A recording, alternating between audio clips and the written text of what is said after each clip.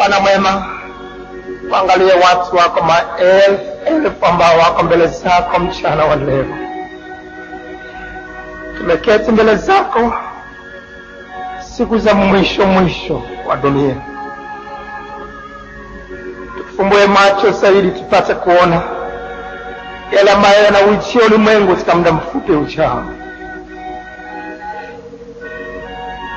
Tusiwe kama wanawake wale wapumbavu 10, wale 5 katika wale 10 ambao hawakuweka mafuta katika taa zao hata bwana harusi alipokuja wakatekewa.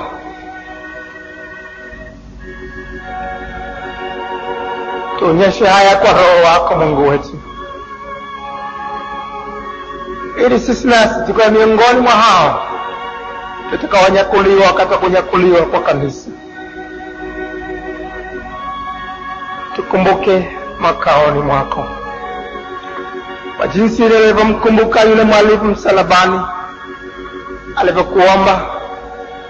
Sisi nasi tutakuja mbele zako tukikusihi tukumbuke makaoni mwako, tuwe miongoni mwa hao tutakawanyakuliwa wakati wa kupaa mawinguni kukulaki.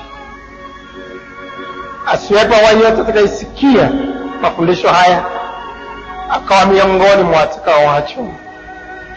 Roho Mtakatifu, msaidie kila mmoja wetu basi kuyaelewa haya kwa roho kwa ndani sana, asiyote kuyaelewa lakini tupate kuyatendea kazi na hata kuwaonya wengine kama Nuhu alivyowaonya watu nyakati zake kabla ya dunia kujiliwa.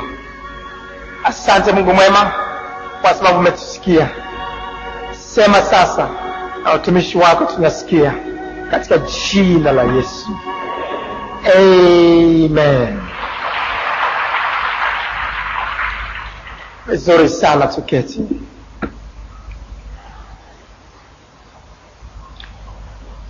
Leo tena tunaendelea moja kwa moja kujifunza mfululizo wa matukio ya mwisho wa dunia. Tulianza kuangalia tukio la kwanza la mwisho wa dunia ambalo litakuwa ni kunyakuliwa kwa kanisa.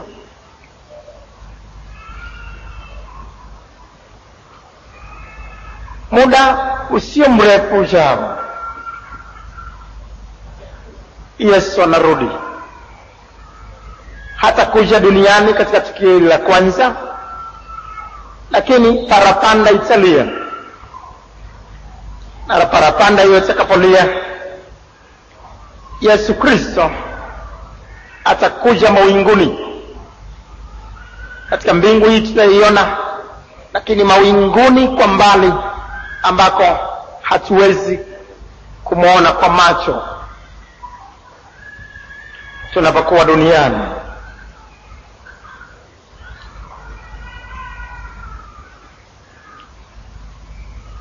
Na parapanda atakapolia na Yesu atakapokuwa mawinguni, hawa ambao wako mbinguni sasa, watakatifu wa Mungu, watafufuliwa na kuja katika miili yao tena hapa duniani. Makaburi yatafunuka na watu kujaa juu ya uso wa dunia. Hata kama mahali walipokufa watu pamejengwa majengo makubwa, watu watatoka katika sehemu hizo, na wengine kama ni wakati wa mchana maofisini watatokea maofisini. Watu watajaa maofisini, watashangaa huyu ametokea wapi? Kulikuwa na makaburi sehemu hizo kabla ya kujengwa ofisi hizo, kabla ya kujengwa maorofa hayo. Watu watatoka kila mahali na kutokea tena duniani, na kufumba na kufumbua watajiunga tena na wale walioko hai duniani, na kwenda na kupaa mawinguni kwenda kumlaki Yesu mawinguni. Na hawa watakuwa ni watakatifu tu, na wale wenye dhambi ambao watakuwa hawajatubu dhambi zao na kuokolewa na kuishi katika utakatifu mpaka dakika hiyo, wao wataachwa na kubaki juu ya uso wa dunia. Biblia inasema katika Wathesalonike wa kwanza sura ile ya 4 mstari wa 15 mpaka mstari wa 17. Kwa kuwa tuwaambieni haya kwa neno la Bwana, kwamba sisi tulio hai tutakaosalia hata wakati wa kuja kwake Bwana, hakika hatutawatangulia wao waliokwisha kulala mauti.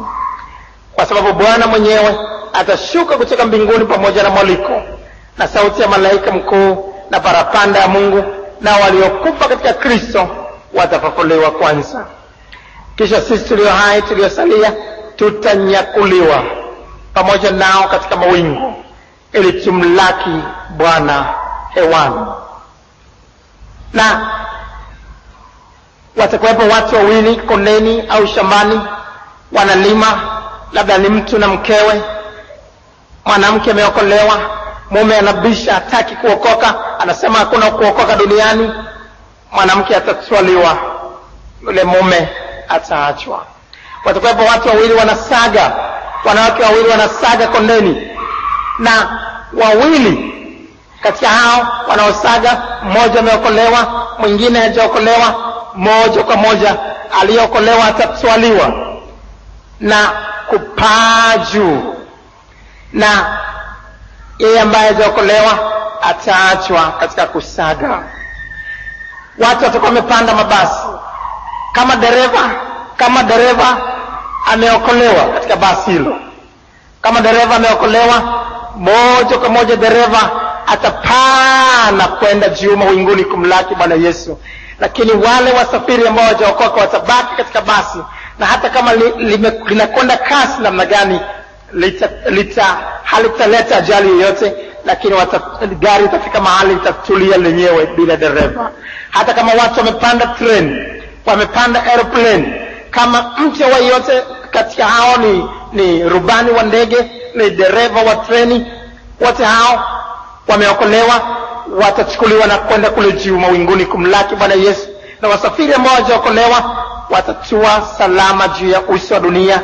Treni haitapata ajali, watatua salama na kungojea kipindi ambacho tunakiangalia leo. Na Biblia inasema katika Mathayo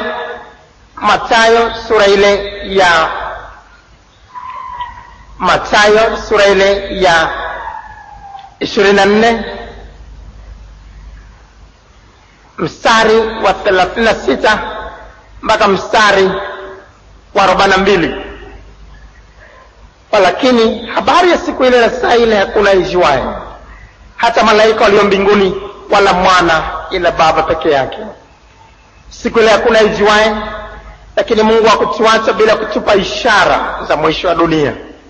Tuliangalia ishara hizo katika somo lililopita la kunyakuliwa kwa kanisa, tukaona tuko ukingoni sana nyakati hizi tulizo nazo, na wakati wote tukio la kunyakuliwa kwa kanisa linaweza kutokea.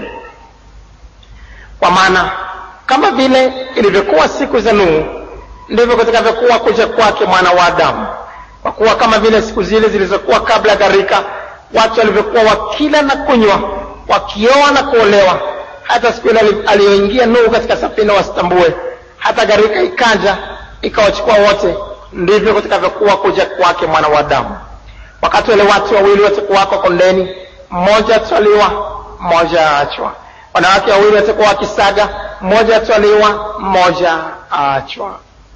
Kama ndani ya nyumba watu wamelala usingizi, ni usiku labda, katika sehemu nyingine itakuwa, katika sehemu nyingine za dunia itakuwa usiku, sehemu nyingine mchana, kama jinsi majira yanavyotofautiana katika dunia kwa wakati mmoja.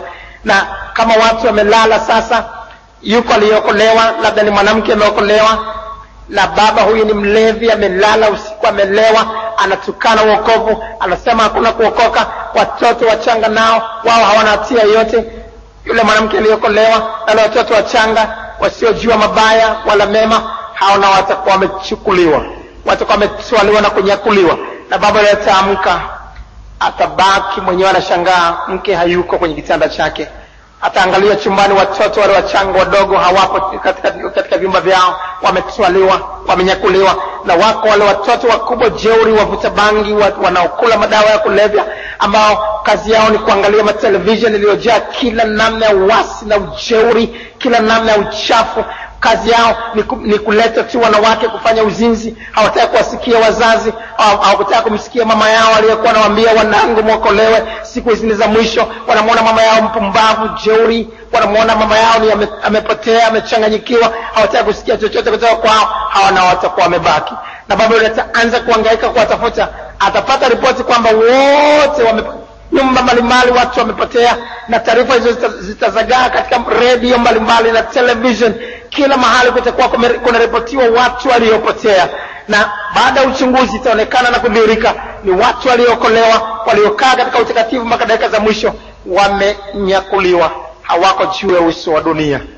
Na hapa duniani ndipo kitakapofuata kipindi kinachoitwa cha dhiki kubwa au dhiki kuu, na kutakuwa ni kilio na kusaga meno. Miaka kama 8 iliyopita, sijasahau wala siwezi kusahau, nilikuwa chumbani. Ilikuwa ni mchana, haikuwa usiku, haikuwa ni ndoto, lakini hatima yake nikawa siko katika mwili, nikawa siyaoni tena niliyokuwa nayaona chumbani. Nikasikia sauti ikiniambia, nitakuonyesha mambo yanayokuja ili uweze kuwafundisha wengine kwa namna ili ya kivitendo zaidi, ili uweze kuliamini vizuri neno hili ambalo utalifundisha, ili ulinene kwa ujasiri na kuwaonya watu hayo yanaujia ulimwengu.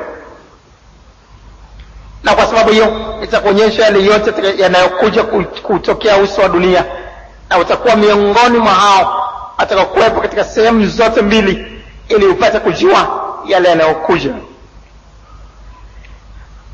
Sasa nikachukuliwa, nikawa nimetoka katika mwili. Sikuwa katika mwili huu, ni mchana, si katika namna ya usingizi, hapana, si katika mwili huu kabisa. Hatimaye nikasikia nyimbo nzuri sana kwa mbali sana. Watu wanaimba nyimbo nzuri, si watu. Nikaangalia nikajua si watu. Katika namna yangu sikuweza kufahamu mapema, lakini baadaye nikajua si watu, kwa sababu sauti zile zilikuwa ni sauti ambazo sijawahi kuzisikia duniani. Na baadaye nikasikia sauti ikisema hao ni malaika wanaoimba, ambao wako juu kule mawinguni wakiwa pamoja na Yesu. Tayari parapanda na mwaliko umekwisha tokea, na watu sasa wananyakuliwa, walio tayari mpaka dakika za mwisho wanakwenda kumlaki Yesu mawinguni. Hatimaye ghafla nikaona watu waliokuwa wamedharauliwa juu ya uso wa dunia, watu waliokuwa wameokolewa, ambao walionekana wamechanganyikiwa juu ya uso wa dunia, walionekana hawafai, walionekana ni wakudharauliwa, walionekana ni washabiki tu wa mambo ya dini, wamechukuliwa tu na mambo ya ulokole. Nikaona watu wanapaa, wanapaa. Ilikuwa ni mchana wakati huo. Nikajaribu na mimi kupaa, sikuweza kupaa. Nikajaribu kwenda nao, sikuweza kwenda nao. Walikuwa watu wengine ambao walikuwa wameokolewa, ambao na mimi nilikuwa nimejiunga katikati yao, na mimi nilikuwa nimesema nimeokolewa. Lakini katika sura ile niliyoonyeshwa wakati huo, nikaonyeshwa jinsi ambavyo ili kupata picha ya watu ambao watasema wameokolewa, lakini mambo yao hawakukaa katika utakatifu na kukaa katika neno la Mungu kama jinsi walivyoelekezwa. Sasa hawataachwa pamoja na wenye dhambi, na mimi nikawa miongoni mwa hao sasa ambao wameachwa, watu ambao wameokolewa, ambao hawakuishi sawa na neno la Bwana, wameachwa. Nikaona wengine waliokuwa pamoja nami ambao niliona kama wamezidi bidii katika kufuata neno la Mungu. Wakati wote ni kuomba, wakati wote ni kusema hatuna haja ya mambo ya dunia. Wakati wote wanasema hatuwezi kuvaa kama watu wa dunia hii. Wakati wote wanasema lazima tuishi sawa sawa na neno la Mungu. Ambao nikawaona watu hao wamezidi. Wakati ule mawazo yangu wakati ule nikarudisha nyuma, nikaanza kuwaza, nikasema watu hawa hivi, nafikiri Mungu kweli anaweza kutuacha sisi sote tu? Kuokoka ni kuokolewa tu, tunaokolewa kwa neema. Tena maandiko yanasema tuko huru katika Bwana. Pale palipo na roho Bwana ndipo penye uhuru. Na nikabaki na huo uhuru wangu, nikiwa ninachanganya mambo nyakati zile. Nikaonyeshwa jinsi ambavyo maisha yangu yalikuwa mazuri katika ulimi, maisha yangu yalikuwa mazuri katika familia, maisha yangu yalikuwa mazuri katika sikuwa na mwenendo mzuri, sikuwa kielelezo kwa watu waaminio, sikuwa nuru ya ulimwengu. Nikaonyeshwa jinsi ambavyo kwa sababu hiyo ninaachwa sasa. Nikajaribu kupaa, watu nikaona wanakwenda kama sufu, si kwa haraka lakini kama sufu. Unapoweza kuiona, unavyoiachia sufu au pamba, unapoweza kuiachia ukaitupa juu, utaweza kuona jinsi unavyoweza kupaa kwa maringo. Nikaona watu wanaondoka, wanaangalia chini namna hii, ninajaribu nami niende. Nikaambiwa wakati wa kunyakuliwa kwa kanisa umefika. Nikaona hao wanakwenda juu. Mara moja baadaye nikawa siwaoni tena. Zile nyimbo nilizokuwa nasikia zile nikawa sikuzisikia tena. Hatimaye pale nilipokuwa, nikawa nimezungukwa na majitu fulani ya kutisha. Wakaniambia, wewe si ulikuwa na ubiri, si ulikuwa unasema umeokolewa, unashuhudia? Kiko wapi basi? Wamekwenda wale wale wa Mungu, umeachwa. Wakaanza kunidhihaki, wakaniambia, hebu fungua basi Biblia yako, hebu fungua basi Biblia yako utihubiri, fungua Biblia yako utihubiri. Wakati ule nikawa sijui sana vizuri, siwezi kuelezea namna yake, kwa sijui vizuri sana. Nikaanza kuhubiri, hebu basi tuhubiri jinsi ambavyo tunavyopaswa kutubu dhambi na kuokoka. Nikawa sijui, yani kuna kitu kama kimenisaulisha hata ile inaendelea ni yapi. Bwana alitaka kunifundisha ili wewe na mimi tena leo tujikumbushe na kujifunza, tusio miongoni mwa wale watakaoachwa. Nikaambiwa nihubiri. Wakati zile nilijua kuhubiri, nilionyeshwa hayo wakati ni mhubiri. Ndio muda mfupi tu tumeanza kanisa hili, nikaanza kuhubiri kwa ujasiri. Wenye dhambi wote mahali pao ni katika ziwa la moto. Kwa sababu hiyo tunatakiwa kutubu dhambi kwa kumaanisha kuziacha. Wakaniongojea kunihubiri, wakaningojea nikahubiri. Nikamwambia, nanyi sasa mnatakiwa kutubu dhambi zenu kwa kumaanisha kuziacha, muokoke. Baada ya kuzungumza hivyo wakanizomea, wakasema hilo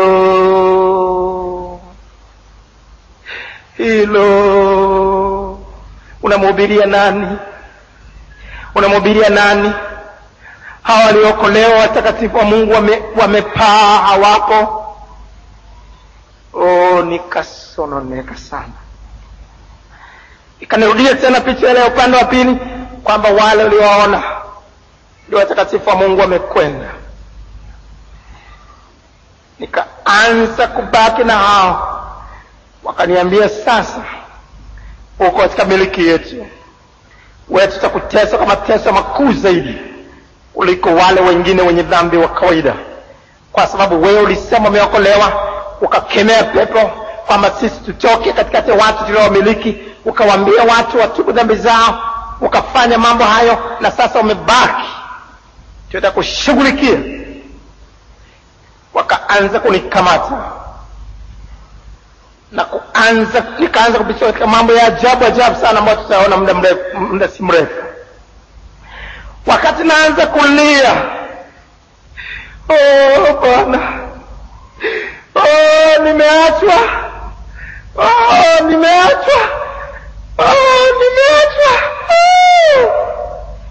wakati nalia namna hiyo, wakati nasubiri kushughulikiwa namna hiyo, ghafla nikasikia sauti ikiniambia, hujaachwa bado, ule muda wenyewe bado haujafika, lakini nimekuonyesha hayo ili uje kueleza wengine, ili wao nao wasio miongoni mwa watakaoachwa, ili wao vile vile ujilinde. Ukumbuke maneno ya Paulo mtume aliyosema, nisije nikawahubiri wengine nikawa mtu wa kukataliwa. Ukumbuke maneno ya Yesu aliyosema, watakuja wengine wakisema, tumefanya miujiza kwa jina lako, nitasema sikuwajua ninyi kamwe, ondokeni nyinyi mtendao maovu. Ujue kwamba hata wahubiri wanaweza kuachwa, hata watu wanaosema wameokolewa wanaweza kuachwa, kama hakukaa katika utakatifu ambao pasipo huo hakuna mtu atakayemwona Bwana asipokuwa nao. Hatimaye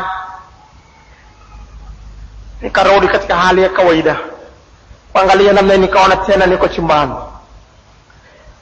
Baadaye tena nikachukuliwa tena, nikaondolewa katika mwili.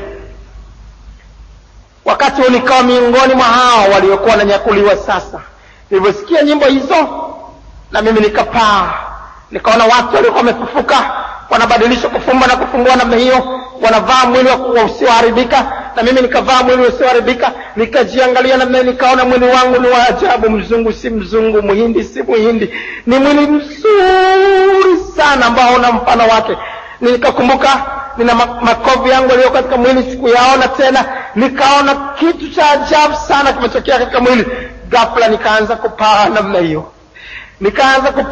hiyo, nguvu ya uvutano nikaona haikuniweza. Nikaona watu wa kila namna wakipaa, watu wa kila kabila na rangi wakipaa. Tukapaa kwenda mawinguni, nikasikia sauti za malaika ambao wanatulaki huko. Sijawahi kuona shangwe za namna hiyo. Kama umewahi kuona wanariadha ambao mwanariadha huyu anakimbia kwa kasi sana ili kushinda, alafu watu kwa shangwe wanashangilia, nikasikia sauti za shangwe, wanashangilia. Hao wameshinda. Tukaswaliwa juu sana, tukawa juu mawinguni namna hii. Tukaanza kufundishwa wimbo wa Musa na mwana kondoo ambao tutauangalia katika somo linalokuja. Lakini yote haya nikafundishwa ili nione raha ile ya kunyakuliwa, na yale mateso na dhiki zinazowakuta watu ambao watakuwa wameachwa. Kama wameokolewa halafu ukaachwa, pamoja na wenye dhambi watakudhihaki na kusema, wewe tulikuwa tunakuona unaenda kanisani, wewe tulikuwa tunakuona unavaa kilemba, wewe tulikuwa tunakuona unasema umeokolewa, na wewe umeachwa pamoja na sisi. Safadhali sisi walevi, safadhali sisi tulikuwa tunafanya kila jambo, lakini wewe umeacha hili na hili, na wewe uko hapa.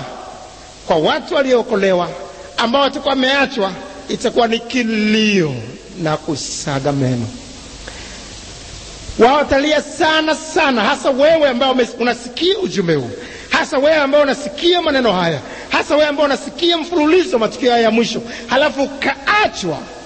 Utafahamu yanayokuwa yanatokea sasa. Utalia na kilio chako kitakuwa pamoja na kusaga meno na kutafuna ndimi, kama tutakavyoweza kuona muda si mrefu. Watakuwa wamenyakuliwa sasa, watakuwa wamenyakuliwa na kwenda juu mawinguni kumlaki Bwana Yesu, na kutakuwa na harusi ya mwana kondoo ambayo tutaiangalia katika somo lijalo. Sasa tutakapopaa pamoja nao sasa na kuangalia atakayofuata baada ya kupaa kwao. Lakini sasa siku ya leo tunabaki hapa chini kwa hawa watakaobaki. Watabaki katika kipindi kipi? Kipindi hicho kinaitwa dhiki kubwa. Ndio maana somo la leo, dhiki kubwa. Tutajifunza somo hili sasa kwa kuligawa katika vipengele 7. Kwanza, dhiki tofauti na zote.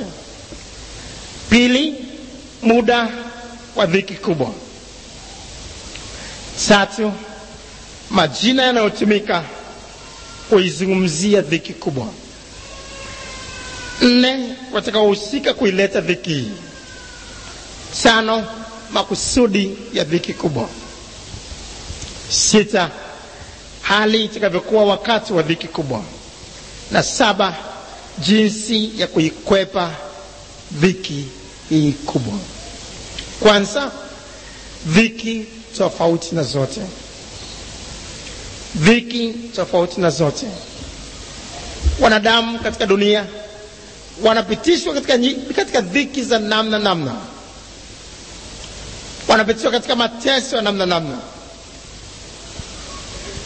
Wengine wanalala njaa, hali yao inakuwa mbaya. Nchi nyingine zenye njaa ambazo zimewahi kushuhudia njaa kali kama Somalia, Ethiopia, watu watakondeana na kubaki mbavu kabisa, na watatamani hata mjusi upite wa utafune, na hata mjusi ukipita ile nguvu ya kurukia ule mjusi watakuwa hawana. Watashindwa hata kupata mjusi wa kuutafuna. Dhiki za namna duniani zimetokea. Watu wengine watafunikwa kwa vifusi. Sehemu zile za India kutatokea upepo, kutatokea kimbunga kikubwa, halafu watu watazolewa. Wengine wakiwa ni wajenzi, wanaweka zege katika majengo, watachukuliwa na makarai ya zege na kurushwa kwa kimbunga, na kurushwa wakati mwingine maili 200 kutoka pale walipo, katika hali ya kutisha sana.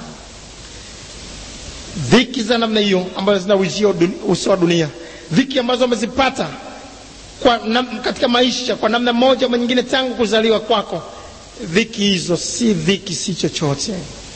Dhiki ambazo wamezipata ulipokuwa unapita msituni unachomwa miba, ulipokuwa unaanguka katika maporomoko, dhiki ambazo wamezipata kwa kupanda milima kwa mateso mazito, hizo sio dhiki. Dhiki ambazo wanadamu wanazipata kwa kutupa magerezani na kuteswa na kuumizwa sana, wengine wakiwa katika viti ambavyo watateswa sana na polisi ili waweze kueleza yale waliyofanya. Wataumizwa, watakazwa sehemu za siri, watachomwa kwa kuchomwa kwa namna nyingi, watateswa mateso makuu sana, watapigwa mijeredi kwa kuwekewa pilipili kwanza katika sehemu zao za siri, watapigwa na kuumizwa. Hizo sio dhiki mwanangu. Hizo sio dhiki mwanangu. Hizo ni dhiki kidogo sana ukilinganisha na dhiki ile katika ujia uso wa dunia kwa watu wale watakuwa wameachwa baada ya kunyakuliwa kwa kanisa. Watu waliokolewa wao nao wanapita katika vipindi vya dhiki. Yesu Kristo alisema, duniani mnao dhiki, lakini jipeni moyo, mimi nimeushinda ulimwengu. Sikuja kuleta amani bali upanga. Watakuwepo watu ambao watafarakana pamoja naye, na kwa sababu hiyo amani itavurugika. Kutakuwa na mafarakano kwa sababu ya kuokolewa. Watu watateswa na waume zao na kupitia katika dhiki za namna. Kwa sababu ya kuokolewa watu watateswa na wazazi wao, watapita katika dhiki za namna. Kutakuwa na mateso ya kila namna. Hizo sio dhiki. Dhiki unazozipata kwa sababu ya kuokolewa, hizo ni dhiki kidogo sana. Dhiki unazozipata kwa sababu hutaki kupokea rushwa, dhiki unazozipata kwa sababu hutaki kufanya uasherati na uzinzi kwa bosi wako, na kwa sababu ya bosi anakutesa na kudhalilisha, hataki kupandisha cheo, hataki kupandisha mshahara, unakaa katika hali nzito kwa sababu ya wokovu ulionao. Hizo sio dhiki mwanangu. Hizo dhiki ni kidogo sana, zinaitwa dhiki nyepesi katika Biblia. Biblia inasema katika Wakorintho wa pili sura ya 4 mstari wa 17. Wakorintho wa pili sura ya 4 mstari wa 17. Wakorintho wa pili sura ya 4 mstari wa 17. Maana dhiki yetu nyepesi iliyo ya muda wa kitambo tu yatufanyia utukufu wa milele uzidio kuwa mwingi sana. Hiyo inaitwa dhiki nyepesi. Watu mbalimbali waliokolewa wamepita katika dhiki za namna kwa sababu ya wokovu wao, wakiambiwa wakiteswa ili waukane wokovu, ili wamkane Kristo aliyewaokoa. Hizo zote ni dhiki nyepesi sana ikilinganishwa na dhiki ile itakayoujia ulimwengu. Ndio maana dhiki ile inaitwa dhiki kubwa, na ni dhiki ambayo itakuwa ni kubwa kuliko dhiki yote iliyowahi kutokea juu ya uso wa ulimwengu tangu dunia kuumbwa. Mathayo 24 mstari wa 21. Mathayo sura 24 mstari wa 21. Biblia inasema, Kwa kuwa wakati huo kutakuwapo dhiki kubwa. Hii ndio dhiki kubwa tunayozungumza leo. Wahubiri wengine wanaita dhiki kuu. Ni neno linalotajwa hapa katika Biblia zetu ni dhiki kubwa, lakini ni kitu kile kile. Kwa kuwa wakati huo kutakuwapo dhiki kubwa ambayo haijatokea namna yake tangu mwanzo wa ulimwengu hata sasa, wala haitakuwapo kamwe. Hii ndio tunaangalia habari zake. Hii ndio dhiki ambayo tunaangalia habari zake. Kwa kuwa wakati huo kutakuwapo dhiki kubwa ambayo haijatokea namna yake tangu mwanzo wa ulimwengu hata sasa, wala haitakuwapo kamwe. Dhiki hiyo ndio inaitwa dhiki kubwa. Daniel sura ya 12. Daniel sura ya 12 mstari wa kwanza. Daniel sura ya 12 mstari wa kwanza. Wakati huo Mikaeli atasimama, jemedari mkuu asimamaye upande wa wana watu wako, na kutakuwa na wakati wa taabu, mfano wake haukuwapo tangu lilipoanza kuwapo taifa hata wakati huu. Na wakati wa watu wako wataokolewa, kila mmoja atakayeonekana ameandikwa katika kitabu kile.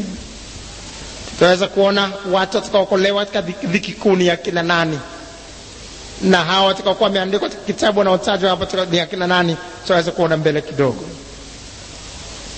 Hiyo ndio dhiki kubwa ambayo tunaizungumzia leo. Twende sasa katika kipengele cha pili cha somo letu. Muda wa dhiki kubwa. Dhiki kubwa juu ya watu watakaokuwa wameachwa baada ya kunyakuliwa kwa kanisa itakuwa ni ya muda gani? Dhiki kubwa inatajwa kwamba itakuwa kwa muda wa juma moja la Daniel. Itakuwa kwa muda wa juma moja la Daniel, juma la 70. Daniel 9 mstari wa 24 mpaka 27. Daniel 9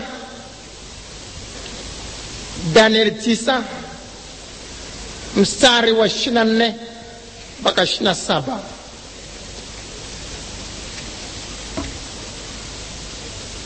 Muda wa majuma 70 umeamriwa juu ya watu wako na juu ya mji wako mtakatifu, ili kukomesha makosa na kuishiliza dhambi, na kufanya upatanisho kwa ajili ya uovu, na kuleta haki ya milele, na kutia muhuri maono na unabii, na kumtia mafuta yeye aliye mtakatifu.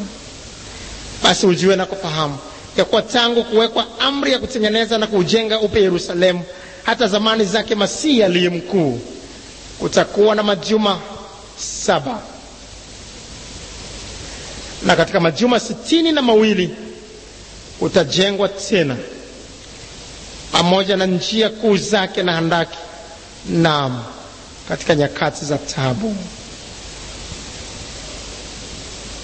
Na baada ya yale majuma 62 Masihi atakatiliwa mbali, naye atakuwa hana kitu, na watu wa mkuu atakayekuja atauangamiza mji na patakatifu, na mwisho wake utakuwa pamoja na gharika, na hata mwisho ule vita vitakuwapo ukiwa umekwisha kukusudiwa. Naye atafanya agano thabiti na watu wengi kwa muda wa juma moja. Neno hilo juma moja. Na kwa nusu ya juma hiyo ataikomesha sadaka na dhabihu, na mahali pake litasimama chukizo la uharibifu, na hivyo hata ukomo na ghadhabu iliyokusudiwa imemwagwa juu yake mwenye kuharibu. Mengine haya tutakuwa tunaangalia kadiri tunavyokuwa tunaendelea. Yale yanaonekana magumu saizi yataendelea kuwa mepesi kadiri tunavyopita katika matukio haya mbalimbali mpaka mwisho tutakapofikia. Angalia vizuri mstari wa 27. Naye atafanya agano thabiti na watu wengi kwa muda wa juma moja, na kwa nusu ya juma hiyo ataikomesha sadaka na dhabihu, na mahali pake litasimama chukizo la uharibifu. Juma moja linalozungumzwa hapo ndio kipindi cha dhiki kubwa, ambapo hatimaye litasimama chukizo la uharibifu au mpinga Kristo ambaye tutamwangalia muda si mrefu hapa. Katika unabii, juma moja linazungumziwa kumaanisha miaka 7. Mwanzo sura 29 mstari wa 27. Mwanzo 29 mstari wa 27. Biblia hapo inasema hivi: timiza siku zake 7, nasi tutakupa huyu naye kwa utumishi utakaonitumikia miaka 7 mingine. Timiza siku zake 7 hapa inamaanisha timiza miaka 7, siku 7, miaka 7. Juma moja la Danieli linalozungumzwa ni miaka 7 ya dhiki kuu. Miaka 7 ya dhiki kuu itakuwa imegawanywa katika sehemu 2. Kila sehemu itakuwa na kipindi cha miaka 3.5 au muda wa miezi 42 au siku zipatazo 1260. Miaka 3.5 ni sawasawa na miezi 42. Na vile vile kwa mwezi kuwa na siku zipatazo 30, tutaweza kuona sasa ni karibu sawa na siku zipatazo 1260. Sasa utakuwa na mambo yatakayotokea katika miaka 3.5 ya mwanzo, na tena kutakuwa na mambo mengine yatakayotokea katika miaka 3.5 iliyosalia. Sasa ndio maana utaona haya yanazungumziwa sasa katika maandiko, kuzungumziwa juu ya sehemu hizi 2, miaka 3.5 katika kila sehemu. Angalia Biblia yako sasa katika Ufunuo Yohana sura ile ya 11. Ufunuo Yohana sura ile ya 11 mstari wa 2 mpaka wa 3. Na behewa iliyo nje hekalu uiache nje, wala usipime, kwa maana mataifa wamepewa hiyo, na wataukanyaga mji mtakatifu miezi 42. Nami nitawaruhusu mashahidi wangu 2, na watatoa unabii siku 1260 hali wamevikwa magunia. Miezi 42, na tena inatajwa siku 1260 kumaanisha miaka 3.5. Angalia tena Ufunuo Yohana sura 12 mstari wa 6. Yule mwanamke akakimbilia nyikani, ambapo ana mahali palipotengenezwa na Mungu, ili wamlishe huko muda wa siku 1260. Kukimbilia nyikani, tutaweza kuona juu ya kukimbilia nyikani baadaye kidogo. Miaka 3.5 au siku zinazotajwa hapa za kulishwa huko, siku 1260, ambayo inamaanisha miaka 3.5. Na hapa kinazungumziwa kipindi kile cha pili cha dhiki kuu, sehemu ile ya pili ya miaka 3.5 itakayokuwa imesalia katika ile miaka 7. Sasa Ufunuo 13 mstari wa 5, naye akapewa kinywa cha kunena maneno makuu na ya makufuru, akapewa uwezo wa kufanya kazi yake miezi 42. Bado nazungumzia miezi 42, miezi hiyo ya ambayo inamaanisha miaka 3.5, na sehemu hiyo inayotajwa hapo ni sehemu mojawapo ya hiyo miaka 7 ya dhiki kubwa. Sasa baada ya kufahamu sasa juu ya miaka hii 3.5, juu ya miaka hii 7 ambayo imegawanywa katika vipindi viwili, ni muhimu kuelewa vipindi hivi viwili vitakavyokuwa. Katika kipindi cha kwanza cha miaka 3.5, mpinga Kristo atafanya agano pamoja na wana wa Israeli. Atafanya agano na taifa la Waisraeli, na watadanganyika kwa kiasi kikubwa, na kutakuwa na nafuu upande wao kutokana na agano hilo atakalofanya nao. Lakini miaka 3.5 itakayokuwa imesalia, dhiki isiyokuwa ya kawaida itaongezwa hususan kwa wana wa Israeli. Kwa nini itaongezwa? Kwa makusudi gani? Tutaona mbele kidogo. Baada hayo sasa, baada ya kufahamu juu ya sehemu hizi mbili za dhiki kubwa, kila sehemu ikiwa na miaka 3.5, tupige hatua kwa kutafakari kipengele cha 3. Majina yanayotumika kuizungumzia dhiki kubwa. Yako majina mbalimbali yanayotumika kuizungumzia dhiki kubwa, na tunapokutana nayo katika Biblia tunaweza tukayachanganya tukafikiri labda ni mambo mengine, kumbe yanazungumziwa mambo haya haya. Jina mojawapo linalozungumzia dhiki kubwa au ni ghadhabu itakayokuja. Wathesalonike wa kwanza sura ya kwanza mstari wa 10. Wathesalonike wa kwanza sura ya kwanza mstari wa 10. Akumngojea mwanawe kutoka mbinguni, ambaye alimfufua katika wafu, naye ni Yesu mwenye kutuokoa na ghadhabu itakayokuja. Kumbe tunaweza tukaokolewa na kuwa mbali na hiyo ghadhabu itakayokuja au dhiki kubwa. Dhiki kubwa inaitwa pia saa ya hukumu. Ufunuo Yohana sura ya 14 mstari wa 7.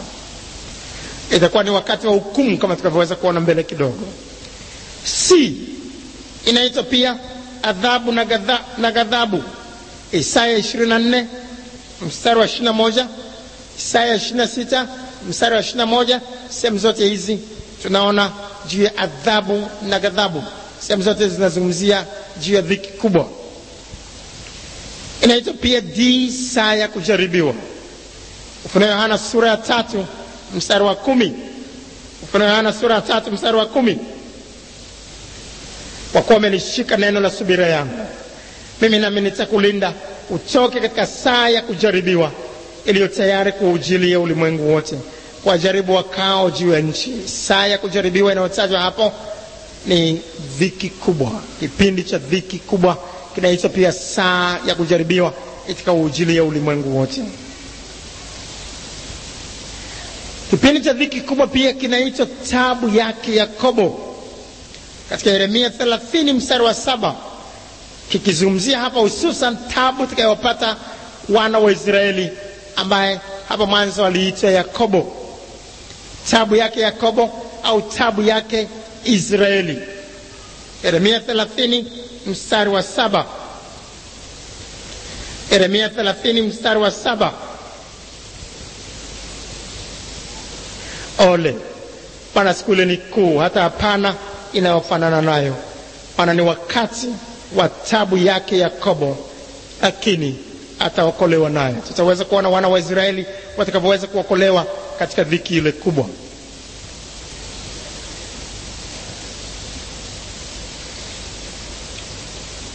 Hii hapa tumeona inaitwa tabu yake Yakobo. Pia inaitwa uangamivu. Yoeli 1:15 itakuwa ni wakati wa kuangamiza wanadamu. Inaitwa siku ya giza na weusi, siku ya mawingu na giza kuu. Yoeli sura ya 2 mstari wa 1 mpaka mstari wa 12.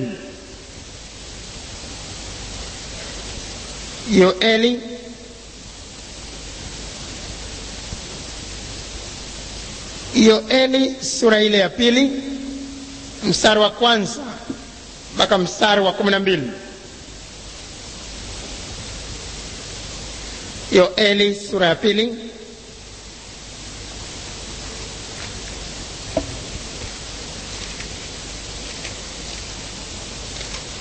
Yoeli sura ile ya 2, tuangalie hapo.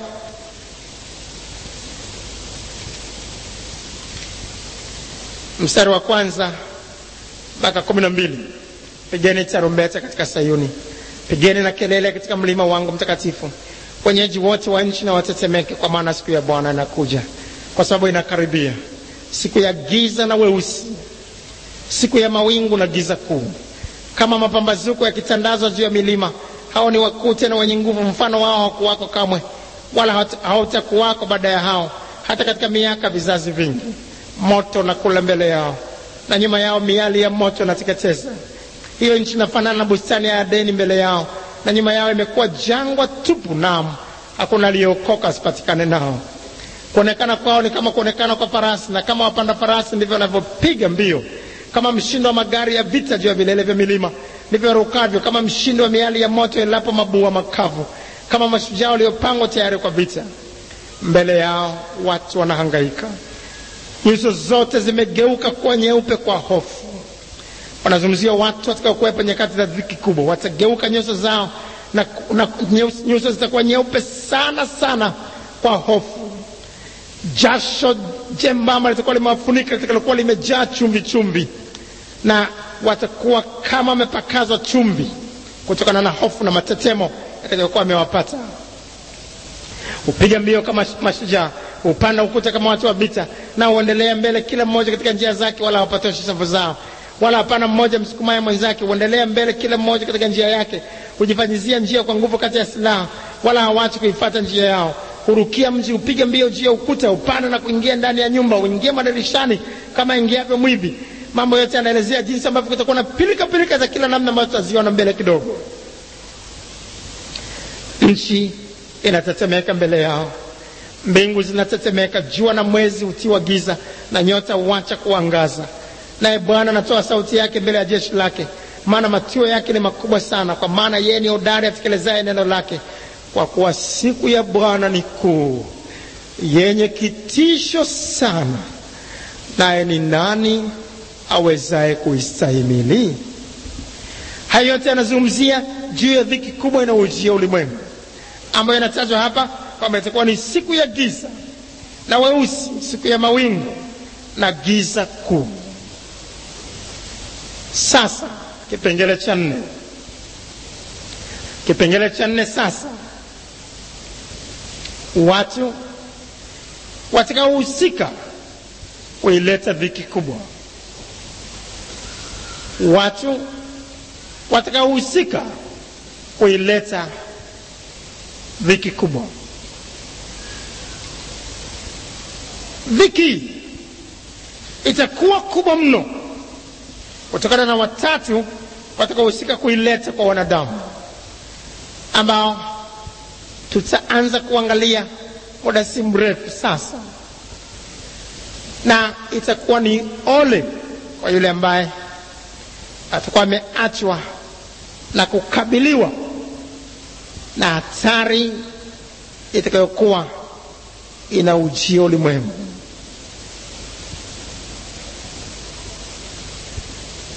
Watatu wao ni akina nani? Kwanza ni Mungu. Mungu atahusika kikamilifu kuleta ghadhabu na mapigo juu ya wote walioachwa.